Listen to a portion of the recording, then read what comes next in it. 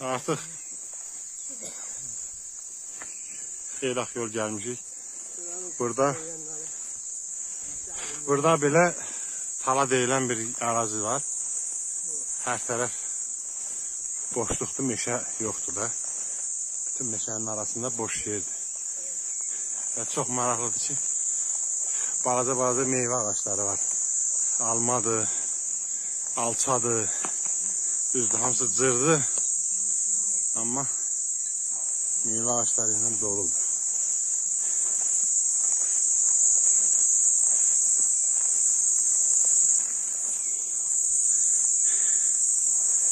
Bunlar yoldaşlar dincəlir, qayıdım, sonra davam edəyəm.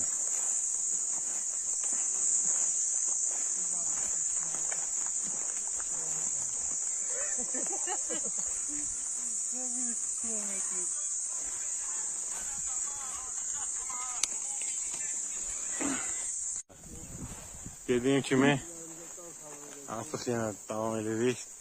Hemen tala dediğim yere az kalmışıq.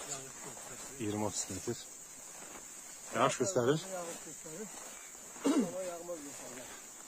Çatanadan yağmasın. Sonra yağsa laf ləzzətli olar.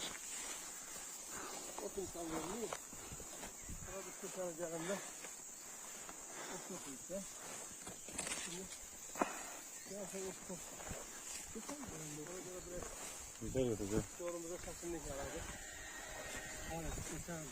Həmsə var.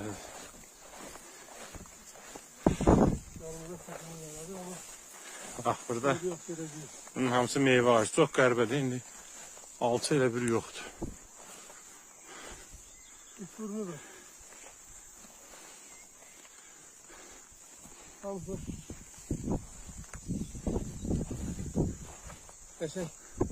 Otlardır yəni. Alçı ağacıdır amma üstündə yoxdur. Faydalanırsan. Bu il yoxdur. Almadı. Almı da ağacıdır bax. Bu il yağınlıq çox olur deyə. Hələ çıxmıyor.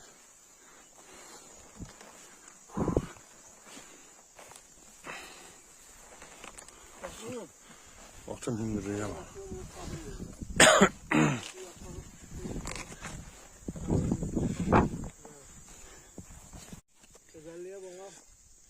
Tala dediğimiz yerdir bak bura. Hələ xeylaq var, qabaqda gedəcək xeylaq.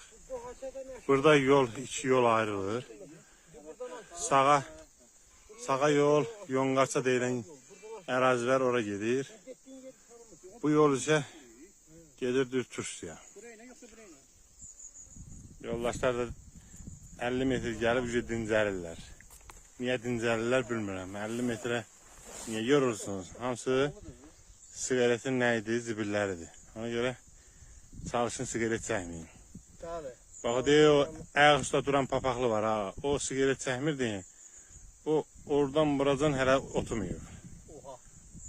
Bu oturanlar, ən çox bu oturanlar çəkir. Bu mənim mavinimdə hərdən çəkir. Bu da fındıq ağacıdır. Üstü doludur, amma hələ yetişmiyor. Gözəl Qarabağ, gözəl Qarabağ. Allah bütün şəhidlərimizə rəhmət eləsin. Qazilərimizə Allah can sağlığı versin ki, onların sayəsində gəlir yenə. Dədə baba yurdumuza. Harada? O aşırımda bizim nə işimiz var, biz bu tərəfə gedirik. Fırlanmır buradan. Qabağı gedirsən, o dağın. Sənin deməklə də görsənən dağın arxasındadır. Telefonda üstü.